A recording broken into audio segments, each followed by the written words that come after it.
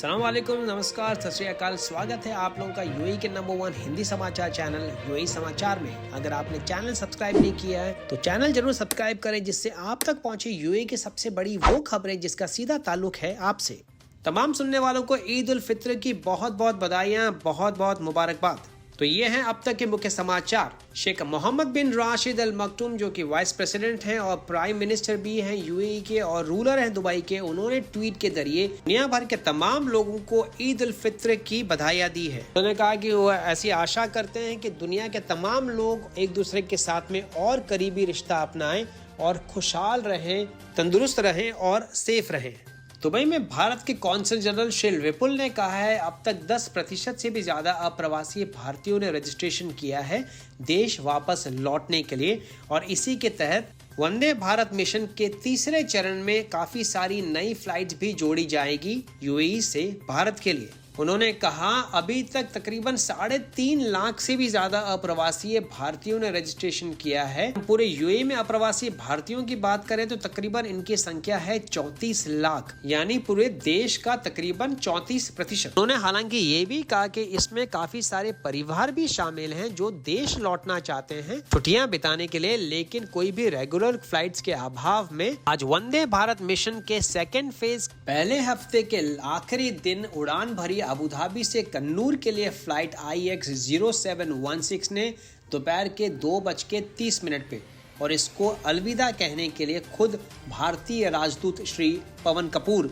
भी Abu Dhabi international airport पे मौजूद थे। इसके अलावा 3 फ्लाइट का संचालन किया गया दुबई इंटरनेशनल एयरपोर्ट से भारत के लिए, जिसमें दुबई से कोझिकोड, दुबई से तिरुवनंतपुरम और दुबई से बेंगलुरु की उड़ानें शामिल थी। श्री विपुल ने कहा है इस सेकेंड फेज के पहले हफ्ते में तकरीबन 2500 से भी ज्यादा अप्रवासी यात्रियों ने यात्रा की भारत के लिए, और इसमें 3 नए एयरपोर्ट्स को भी शामिल किया गया, जिसमें श्रीनगर, बेंगलुरु और हैदराबाद के एयरपोर्ट शामिल थे। इस मिशन के सेकेंड फेज के सेकेंड हफ्ते का जो ऑपरेशन शुरू हो रहा है 26 मई से, उसमें भी तकरीबन 15 से भी ज्यादा फ्लाइट्स के संचालित किए जाने की संभावना है और 2500 से भी ज्यादा यात्री इन फ्लाइट्स में उड़ान भरेंगे भारत के लिए।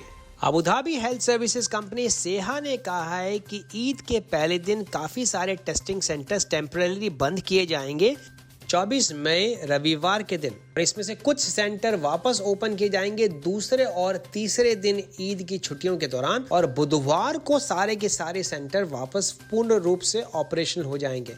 इन सेंटर्स की टाइमिंग्स इस प्रकार है। जायद स्पोर्ट सिटी, अल वतफा, अल बहिया अबू धाबी में सुबह 8 बजे से लेकर शाम को 4 बजे तक, अल हिली, अल अशराज अलेन में सुबह 8 बजे से लेकर शाम को 4 बजे तक, दुबई में अल खवनिज, शारजा, रासल खेमा और फुजेरा में सुबह 10 बजे से लेकर शाम को 6 बजे तक। पिछले 24 घंटों में 812 नए केसेस दर्ज किए गए कोरोना पॉजिटिव केसेस के। इसको मिला के टोटल संख्या हो गई है 28,704। पिछले 24 घंटों में 697 नए रिकवरीज भी देखी गई, जिसको मिला के अब तक टोटल रिकवरीज हो गई है 14,495। 3 नई मृत्यु भी दर्ज की गई, जिसको मिला के टोटल मृतकों की संख्या हो गई है यूएई में अब तक 244। ये आंकड़ा जारी किया है UAE ministry of health and prevention ने। ईद उल फित्र की छुट्टियों के उपलक्ष्य में शारजा और दुबई की आरटीए ने फ्री पब्लिक पार्किंग का अनाउंसमेंट किया है, जिसके तहत दुबई में पार्किंग फ्री रहेगी मई 23 से लेकर 26 मई तक, और उसके बाद 27 तारीख को पहला पेड पार्किंग का दिन शुरू होगा। वहीं शारजा आरटीए ने अनाउंस किया है कि फ्री पब्लिक पार्किंग रहेगी 1 जून तक। के साथ आरटीए ने लोगों को ये भी वार्निंग दी है कि गाड़ी इलीगल रूप से ना खड़ी करें, जिससे कि दूसरों की गाड़ियां रहे ब्लॉक। इन सूरत हाल में कड़ी कार्रवाई की जाएगी।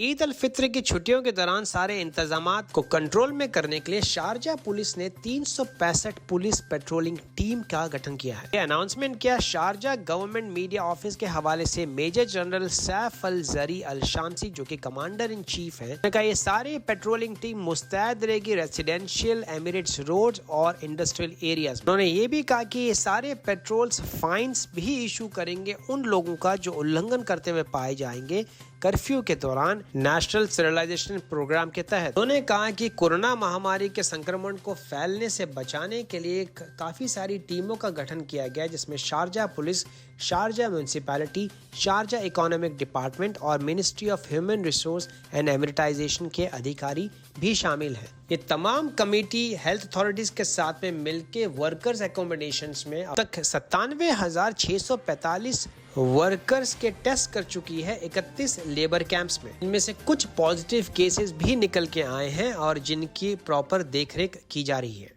दुबई हेल्थ अथॉरिटी ने एक बार फिर लोगों से अपील की है कि बहुत ज़रूरी हो तभी जाएं हेयर सलून या ब्यूटी सलून में ईद की छुट्टियों के दौरान, और अगर जाना बहुत ही निहायती ज़रूरी है तो अपॉइंटमेंट या बुकिंग के बिना नहीं जाएं, जिससे आपको वहां पे इंतजार ना करना पड़े और आप बचे रहें संक्रमित होने से। हेल्थ अथॉरिटीज ने खास तौर से महिलाओं को ये हिदायत दी है कि ब्यूटिशियंस को घर पे बुलाने की बिल्कुल भी परमिशंस अभी तक नहीं दी गई हैं। अथॉरिटी ने महिलाओं से भी इस बार गुहार लगाई है कि हीना या मेहंदी रचने के लिए किसी भी एक्सपर्ट को अपने घर पे ना बुलाएं या आप किसी ब्यूटी सलून में न जाएं, क्योंकि इससे संक्रमित होने का खतरा बहुत ही ज़्यादा बढ़ जाता है। बजाय इसके काफ़ी सारे इक्विपमेंट्स हैं, स्टेंसिल्स हैं, जिसका उपयोग कर सकते हैं आप घर बैठे बैठे हीना लगाने के लिए YouTube चैनल को देखकर। Ministry of health and prevention ने कंफर्म किया है कि इन 2 ग्रुप्स के लोगों को होम क्वारंटाइन करना बहुत ज़रूरी है।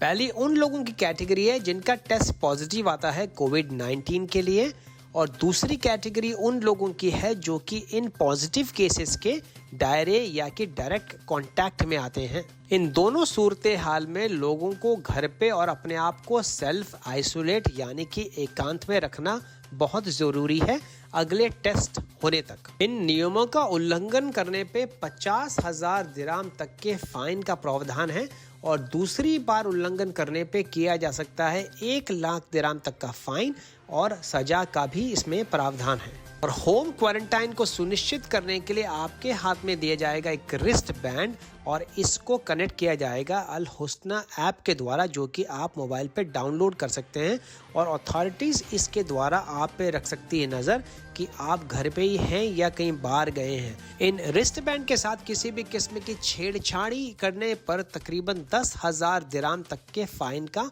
प्रावधान है। दूसरी तरफ वो लोग जो कि इन कोविड-19 पॉजिटिव केसेस के कांटेक्ट में आए हैं, उनको दूसरे टेस्ट होने तक घर पे ही रहना होगा और ऐसे 2 टेस्ट में नेगेटिव पाए जाने पर ही आप होम क्वारंटाइन से बाहर आ सकते हैं। आज 2 अफगानिस्तान की बहनें जो कि जानलेवा बीमारी थैलेसेमिया से पीड़ित है, बहुत बड़ा गिफ्ट का तोहफा दिया यूएई की सरकार ने। उनकी मंजूरी मान ली गए उनको वापस देश में आने की परमिशन देने की।